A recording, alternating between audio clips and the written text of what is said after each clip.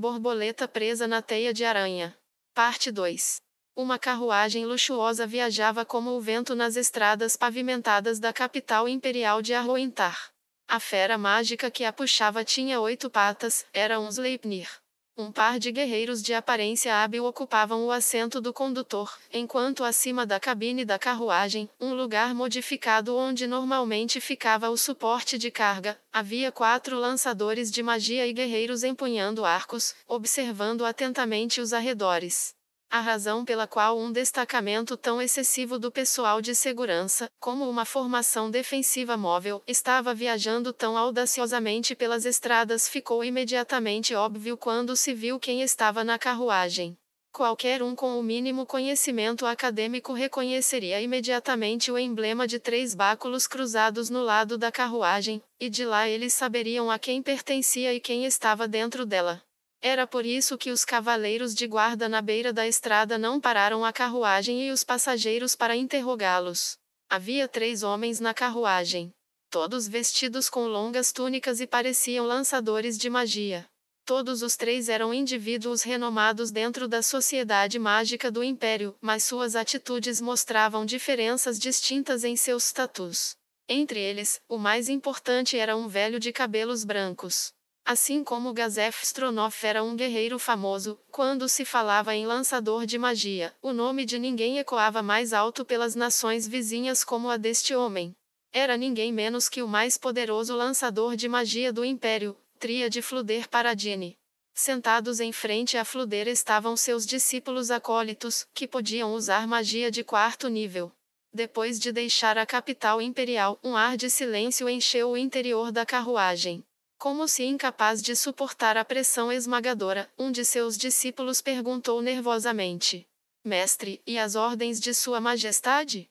O silêncio encheu a carruagem mais uma vez, mas apenas por um momento. Fluder respondeu com uma voz calma e inescrutável: Esta é a vontade de Sua Majestade e, como seu vassalo, devo investigar. No entanto, fazê-lo através da magia é perigoso demais. Devemos começar pesquisando os arquivos e depois conjurar demônios para coletar informações. Então, quer dizer que o senhor também não sabe, mestre? Fluder fechou os olhos e os abriu alguns segundos depois. Infelizmente, estou há muito tempo isolado e nunca ouvi falar de um demônio poderoso chamado Jaldabaoth. 1 mês atrás, um exército de demônios atacou a capital do reino. De acordo com as informações obtidas, tanto Jaldabaoth quanto seus asseclas demônios tinham poderes incompreensíveis. Esse distúrbio demoníaco fez com que o exército imperial, que invadia o reino todos os anos, permanecesse parado. Normalmente, era perfeitamente sensato em tempos de guerra atacar um inimigo sitiado. Contudo, o fato era que havia 2 motivos principais para o Império guerrear com o reino anualmente. O primeiro era esgotar indiretamente a força do reino.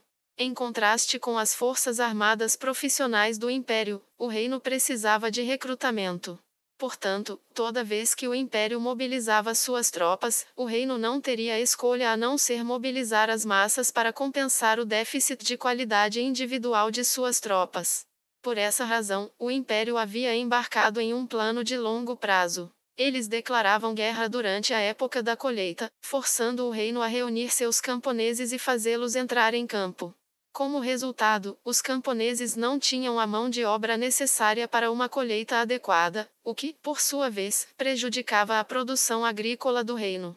O segundo consistia em enfraquecer a força dos nobres dentro do império. A nação cobrava um imposto especial de guerra aos nobres que se opunham ao imperador, esvaziando aos poucos suas reservas. Caso se recusassem a pagar, seriam acusados de traição e despojados de suas posses. No fim, era como se tivessem que escolher entre morrer aos poucos ou serem decapitados de uma vez, de um jeito ou de outro encontrariam sua ruína. Por estas razões, o imperador, Gerkniv, acreditava que uma vez que o reino se esgotasse, o império não precisaria se forçar a ir à guerra. Afinal, os nobres do império estariam quase todos desapossados. No entanto, um novo problema se fez presente. Onde estava o inimigo chamado Jaldabaoth? Que tipo de ser ele era? Essas eram questões muito perturbadoras. Foi por isso que ele ordenou a Fluder, o principal lançador de magia do Império, que investigasse Jaldabaoth. Pode-se dizer que era apenas esperado. Além disso, havia a equipe Escuridão de Momon, que derrotou Jaldabaoth e sua companheira, a bela princesa Nabi. Ambos são bastante interessantes. Ainda há o misterioso lançador de magia Ainzo Algon. Por que esses heróis ocultos finalmente decidiram dar as caras? Talvez uma batalha intensa como aquela contra os deuses demônios de 200 anos atrás esteja em seus estágios iniciais. Realmente haverá outra? Ainda não sabemos. Mas apenas um tolo deixaria tudo para a última hora. Sábios são aqueles que sempre estão de olho no futuro. Eventualmente, a carruagem chegou ao seu destino. Vastos jardins de grama verdejante eram cercados por paredes espessas e imponentes, com torres de vigilância para vigiar tanto o interior quanto o exterior. Cavaleiros escolhidos a dedo da primeira legião, a elite das 8 legiões de cavaleiros imperiais, foram misturados com vários lançadores de magia em várias equipes de segurança, que estavam encarregadas da vigilância. No céu, podia-se ver membros da Guarda do Imperador, a Guarda Imperial Aérea, montada em feras voadoras, bem como os lançadores de magia de alto nível usando magia de voo enquanto estavam de vigia. Este lugar era o símbolo do poder do Império, no qual o imperador anterior havia canalizado a maior parte de seus esforços, o Ministério Imperial da Magia. Produção de equipamentos mágicos para os cavaleiros, desenvolvimento de novas magias, pesquisa para elevar o padrão de vida por mágicos e assim por diante. Tudo isso poderia ser considerado a essência da magia do Império, tudo era desenvolvido aqui. E a pessoa geral encarregada deste lugar, embora o Ministério da Magia não tivesse um oficial de comando, era Fluder. A carruagem passou pelos jardins e finalmente parou em uma torre no centro do terreno. Eles tinham passado por muitos prédios de formas estranhas no caminho até aqui, com várias pessoas entrando e saindo de cada edificação, mas neste em particular, não havia praticamente ninguém.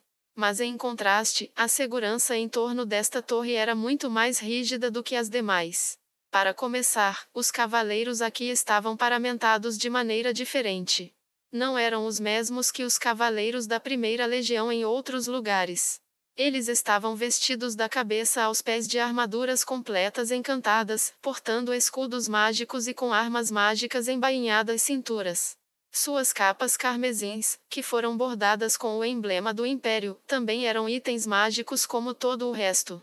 Mesmo os encantamentos não sendo os mais poderosos, cavaleiros comuns não podiam ostentar equipamentos assim, nem mesmo os do Império. Até porque, cavaleiros comuns nunca seriam designados para uma instituição estatal tão vital. Esses cavaleiros da Suprema Elite eram parte da guarda-costas do Imperador, a Guarda Imperial Terrestre. Os lançadores de magia alinhados aqui não eram menos impressionantes do que os próprios cavaleiros.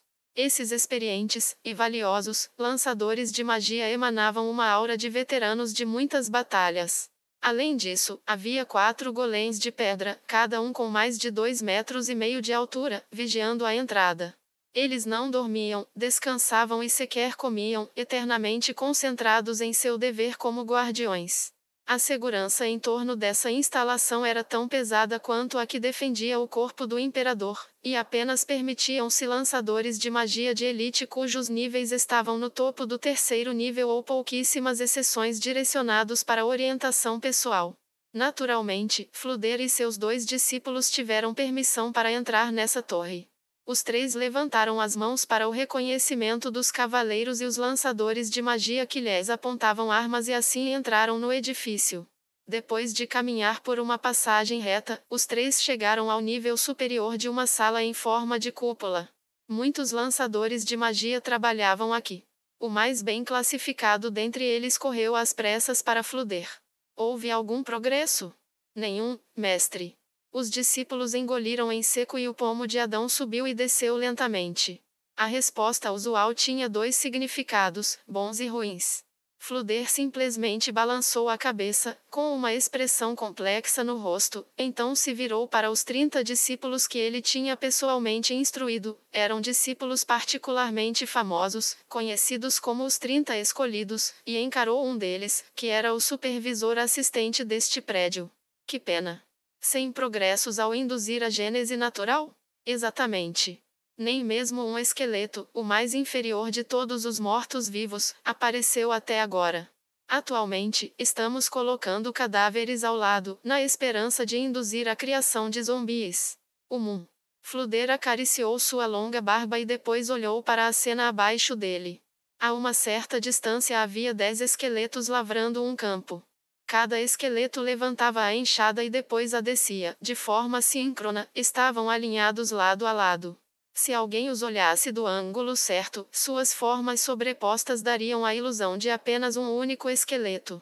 Esse espetáculo altamente coordenado, que lembrava vagamente uma forma de exercício grupal, era a verdadeira identidade do projeto de grande escala que o Império vinha conduzindo. Em outras palavras, era mão de obra não viva. Os mortos-vivos não precisavam comer, beber ou dormir, e não se cansavam. Em outras palavras, eram operários perfeitos. Com certeza, mortos-vivos de baixo nível não eram inteligentes. Eles só podiam ouvir pedidos e não podiam executar tarefas complexas. No entanto, esse problema poderia ser resolvido se alguém estivesse à disposição para supervisioná-los a cada avanço. Os méritos de ordenar que os mortos-vivos executassem tarefas em um campo de cultivo excederam suas expectativas. A redução dos custos de mão de obra reduziria os preços das plantações, expandiria as fazendas e campos, eliminaria o risco de danos causados por seres humanos e assim por diante. Era realmente um plano dos sonhos. Havia outros planos semelhantes, usando monstros conjurados ou golems, mas depois de levar todos os fatores em consideração, os mortos-vivos ainda eram a opção mais econômica. No entanto, ainda havia uma razão pela qual um plano aparentemente perfeito não poderia ser colocado em prática em larga escala. Isso porque as pessoas se opunham a isso, em particular, as facções lideradas pelos sacerdotes. Eles acreditavam que compactuar com mortos-vivos, criaturas da morte que odiavam a vida, era um ato que manchava a alma. Houve também problemas de uma perspectiva religiosa. Eles usaram os cadáveres de criminosos para fazer mortos-vivos, mas o ponto de vista religioso era que o pecado de um criminoso era pago com a execução de sua sentença. Ir mais longe que isso seria uma forma de blasfêmia, e convencê-los do contrário seria uma tarefa muito difícil. Talvez pudessem convencê-los do contrário se o país estivesse enfrentando uma escassez de alimentos sem precedentes com muitas pessoas morrendo de fome. No entanto, os estoques de alimentos do Império eram amplos e não tinham problemas com a mão de obra. Por estas razões, o clero se opôs a esse plano. Em última análise, a verdadeira razão para esse plano era aumentar o poderio militar. Com os mortos-vivos lidando com a produção alimentícia, eles poderiam mover seus recursos humanos para outros lugares, aumentando potencialmente a quantidade de talentos para o corpo de cavaleiros e outras áreas. Além disso, quando o trabalho de mortos-vivos se popularizasse, pessoas ficariam preocupadas que os operários humanos fossem aposentados. Não obstante, ainda havia o receio dos mortos-vivos não serem submissos para sempre, e grandes quantidades de mortos-vivos poderiam perturbar o equilíbrio entre a vida e morte, levando assim à gênese espontânea de mortos-vivos mais poderosos. Não foram apenas os sacerdotes, mas quem soube deste plano ficou ansioso com isso. A razão para a existência desta instalação era abordar cada uma dessas preocupações e encontrar uma solução para elas. Ainda não encontrou o motivo? Não, mestre. Sinto muitíssimo por isso, mestre. Por que os mortos-vivos surgiam sozinhos? Explorar uma das grandes dúvidas da humanidade teria uma influência decisiva no futuro. Havia um lugar que estava perpetuamente envolto em um nevoeiro leve que só se erguia quando o reino e o império batalharam. Aquele lugar era uma terra amaldiçoada, conhecida como as planícies Katzi. Mortos-vivos apareciam lá a uma velocidade assustadoramente alta, até mesmo dragões esqueléticos, alguns dos seres mortos-vivos mais poderosos, que eram imunes à magia comum. Mesmo que o Império quisesse conquistar a região em torno de Irrantel no futuro, eles não queriam ter terras de desova nos seus domínios. Assim, descobrir o processo que levava os mortos-vivos a surgirem seria um ponto-chave. Talvez até possam encontrar uma maneira de evitar que os mortos-vivos voltem a desovar. Tudo bem, eu entendo. O supervisor assistente curvou-se, grato por ter sido poupado de uma repreensão. Flúder passou por ele, entrando em um grande círculo ao redor da sala em forma de cúpula. Quando Flúder chegou à porta situada no outro lado, havia mais discípulos atrás dele. Os cavaleiros que guardavam a porta a empurraram e o grupo passou por ela. Atrás da porta havia uma passagem com aparência de feita recentemente, era vazia e muito mais fria do que o exterior. O cheiro de pó pairava no ar, a luz ambiente não era forte o bastante para iluminar seu interior. Eles caminharam ao longo do corredor preenchido com a atmosfera de medo. Após poucos minutos chegaram a uma escada em espiral que se desdobrava para baixo. Eles passaram por muitas portas no processo e não perderam tempo descendo a escada espiralada. Provavelmente já estavam 5 andares abaixo do solo. Mesmo descendo tão pouco, o ar estava pesado, como se estivessem nas profundezas da terra. Não foi porque o local em si tinha alguma propriedade especial. A melhor prova disso era que todos, incluindo Flúder, tinham uma expressão séria em seus rostos. Quando chegaram ao fundo, em uma sala vazia, todos tinham expressões sombrias em seus rostos. Estavam visivelmente tensos, talvez até prontos para batalhar. Todos olhavam fixamente para uma única porta pesada.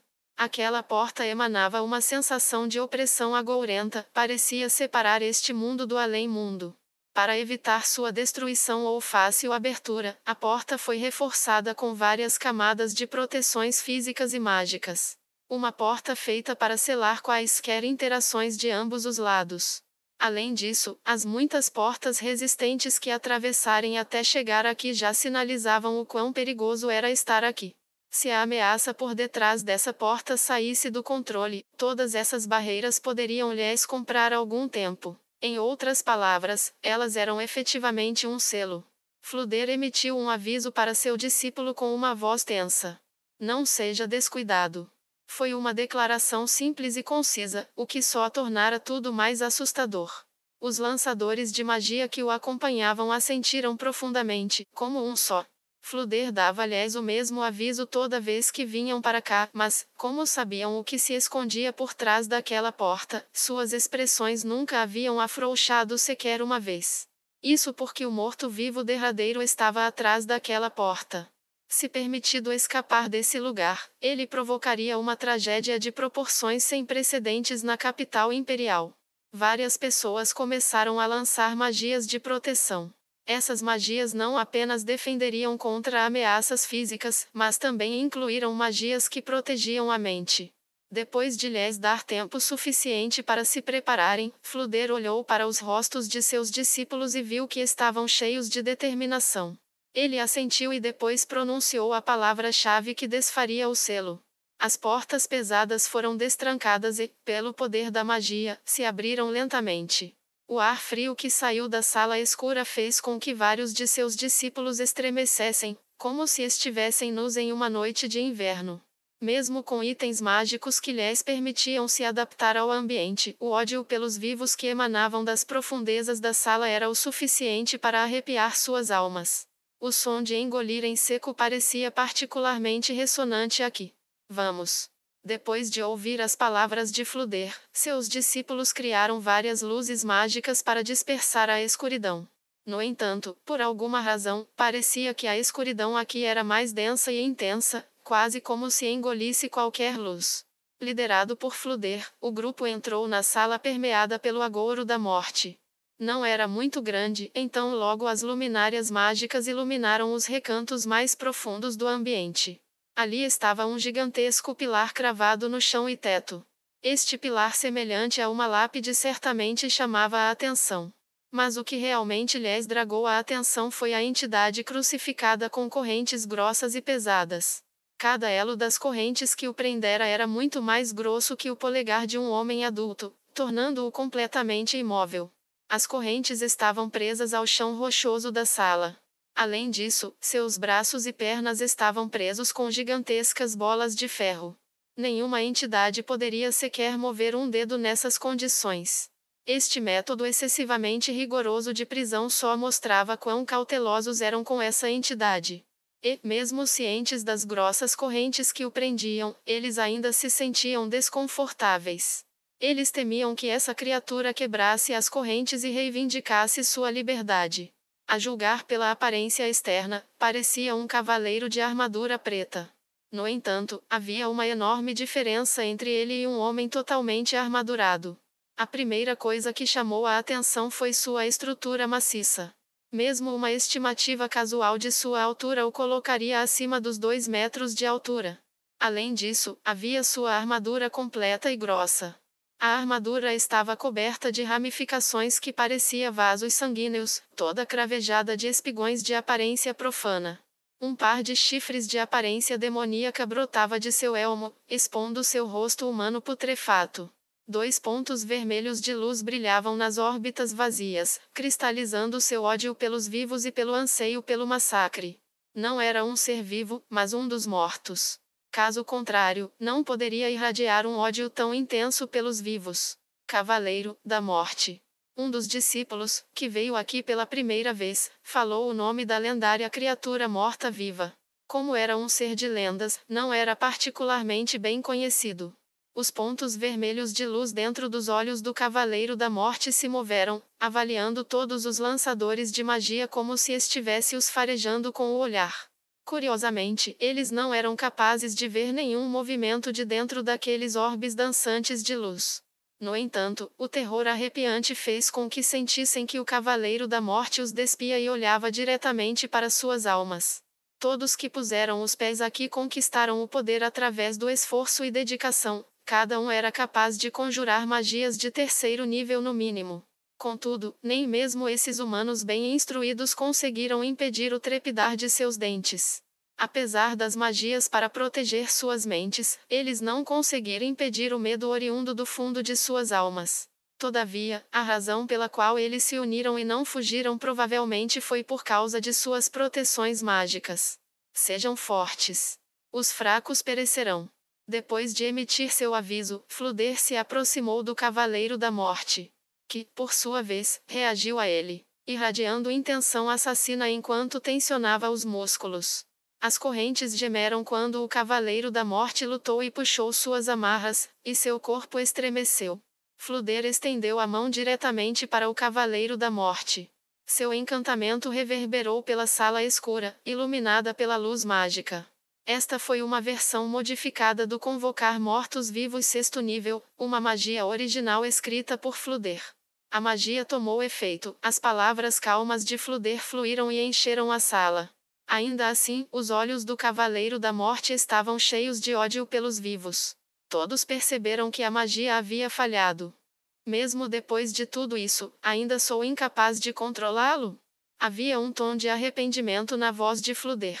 Isso porque ele tentou controlar essa criatura morta-viva nos últimos 5 anos, sem sucesso.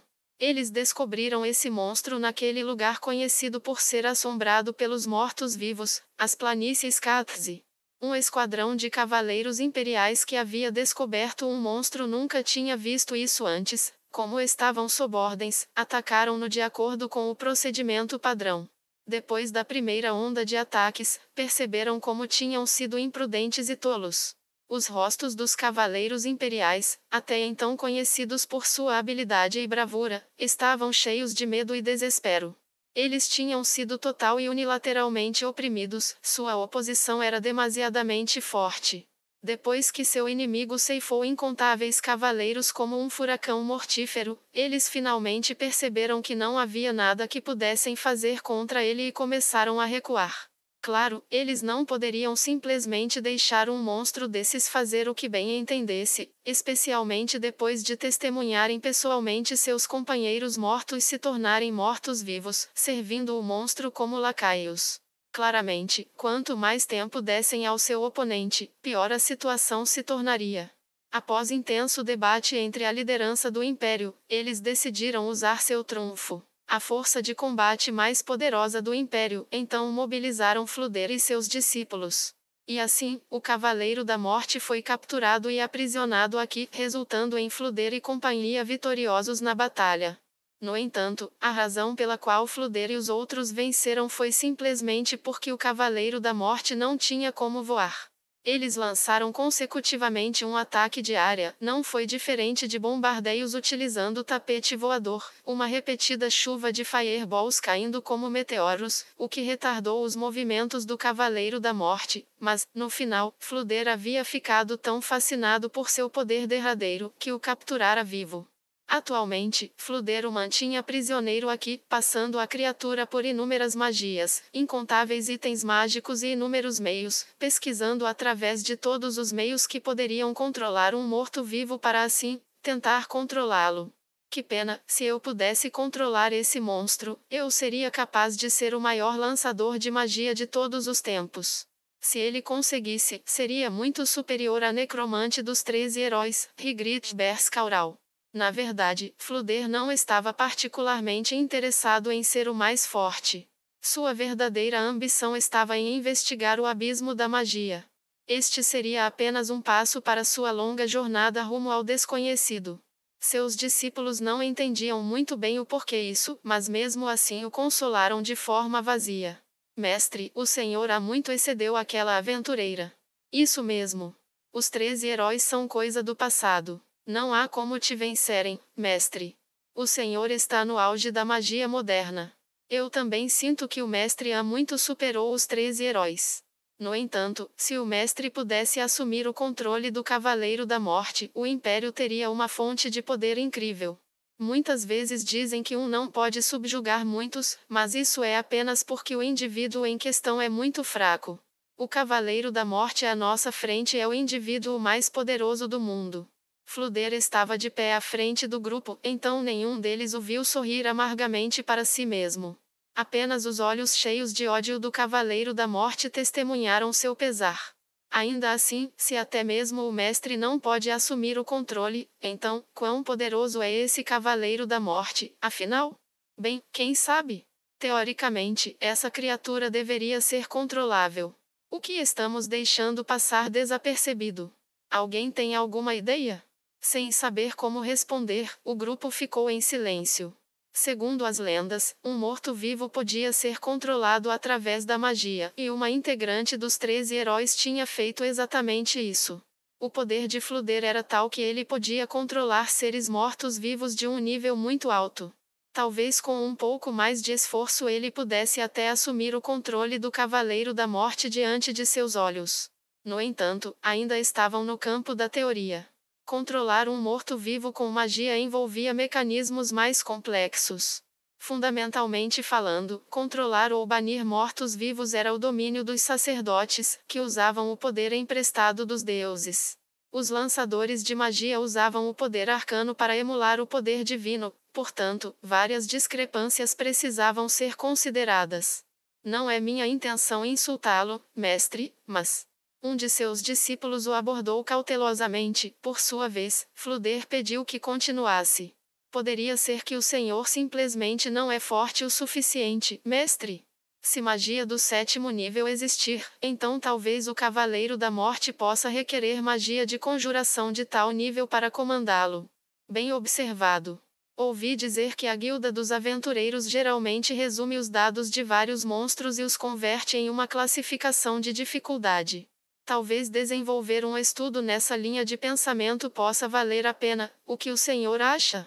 Ouvi dizer que esses valores são muito grosseiros, são essencialmente sem sentido devido às mudanças no corpo e na idade. Disse outro discípulo. Ainda assim, além de monstros desconhecidos, não há métricas mais fáceis de entender. Pois esses valores são baseados nos informes de combate dos aventureiros e outras formas de dados. Não usam um método preciso de avaliação.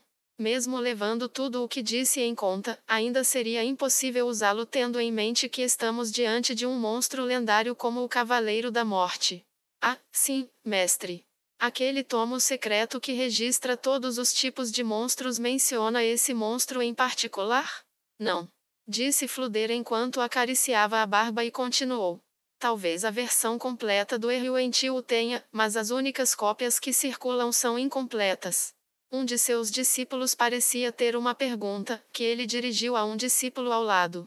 Mesmo sua voz sendo muito suave, a sala, que era a personificação do silêncio, fizeram assim suas palavras parecer surpreendentemente altas.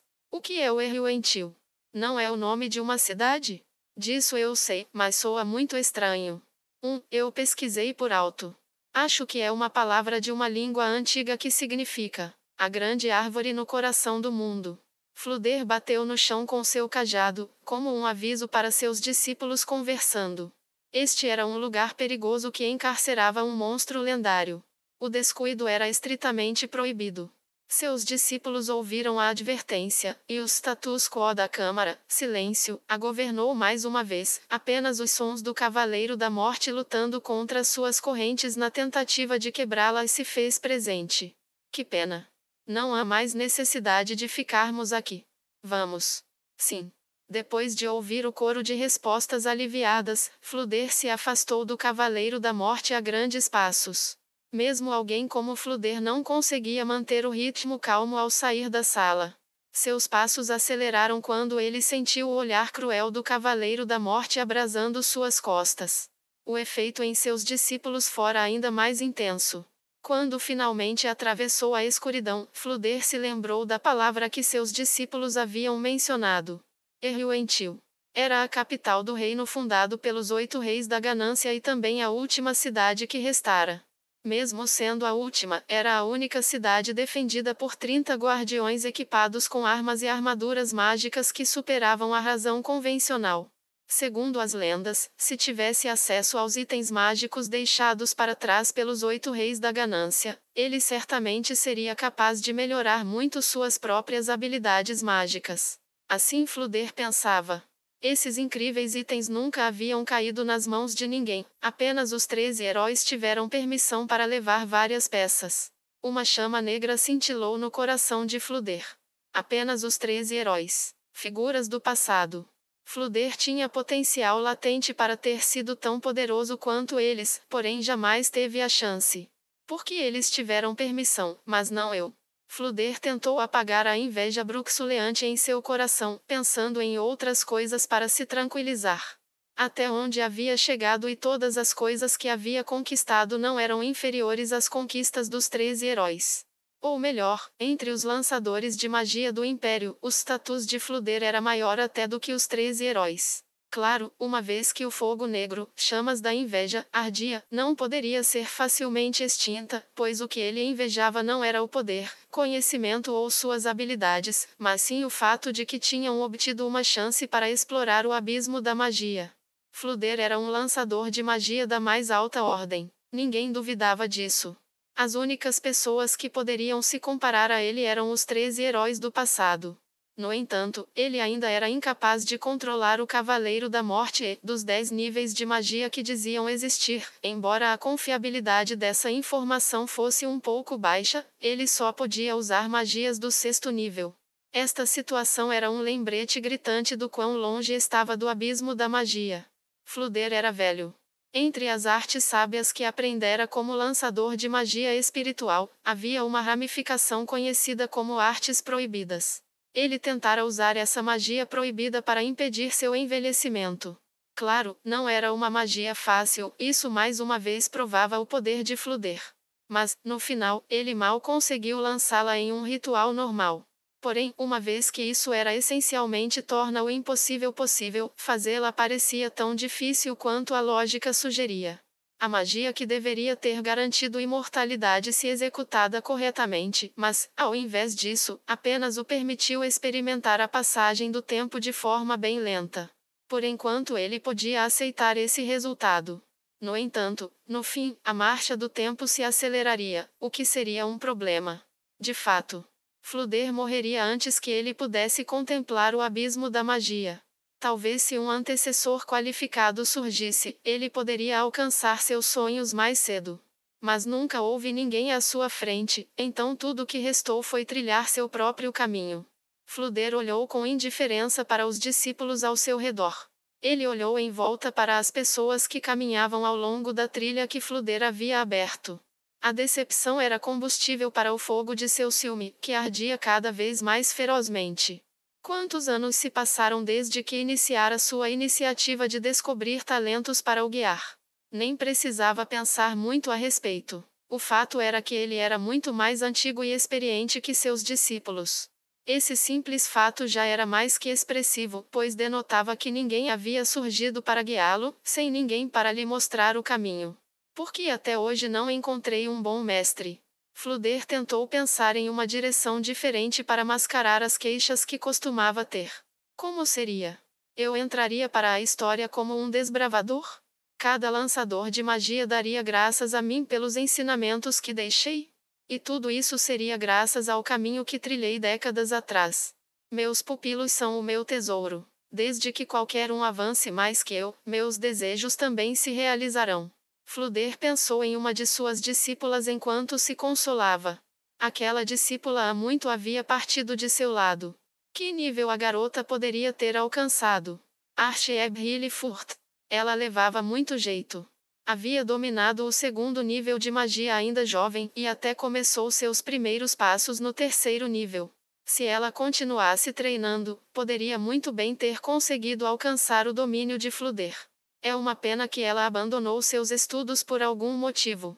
Flúder ficou muito desapontado naquela época. Tudo o que pensou foi que ela tinha sido terrivelmente tola. Que pena. A frase que resumia tudo o que sentia em relação à sua antiga pupila. Por onde será que ela anda? Flúder pensou. E se eu a encontrasse?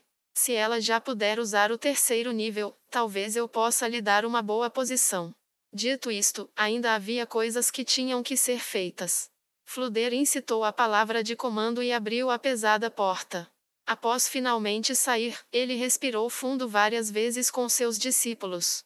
Isso porque o ar da sala do Cavaleiro da Morte estava denso com o fedor. O oxigênio naquele lugar não parecia suficiente para seus pulmões. Mestre! Uma voz baixa e grave o chamou. Ali estava um de seus discípulos adeptos, que também era um famoso aventureiro. Devido à amplitude de sua experiência, ele era o segundo no comando das forças de segurança do Ministério da Magia. O que aconteceu? Uma emergência? Não, nada do tipo. 2 aventureiros de rank adamantite desejam uma audiência com o senhor, mestre. Flúder olhou descrente para o homem. Ele não tinha agendado reunião com ninguém. Flúder era o lançador de magia mais importante do Império. Ele tinha muito trabalho a fazer, fora que precisava conduzir sua própria pesquisa sobre magias. No fim das contas, ele simplesmente não tinha tempo livre. Ele não podia receber qualquer curioso. No Império, apenas o Imperador podia vê-lo sem marcar hora. Dito isto, alguém de rank tão distinto não poderia ser rejeitado de antemão. Afinal, aventureiros adamantite eram figuras heróicas. Mesmo não tendo o mesmo grau de importância de um imperador, ainda tinha importância o bastante para não serem ignorados. Flúder os classificava com essa importância. Além do mais, às vezes ele os contratava para encontrar objetos exóticos, logo, a visita deles não era algo a ser menosprezado. São da Pássaro Fio Prateado? Ou seria a 8 Ondas? Ele falou os nomes das 2 equipes de aventureiros do Império. Contudo, seu discípulo negou com a cabeça. Não, senhor. Eles são a dupla que chamam a si mesmos de Escuridão.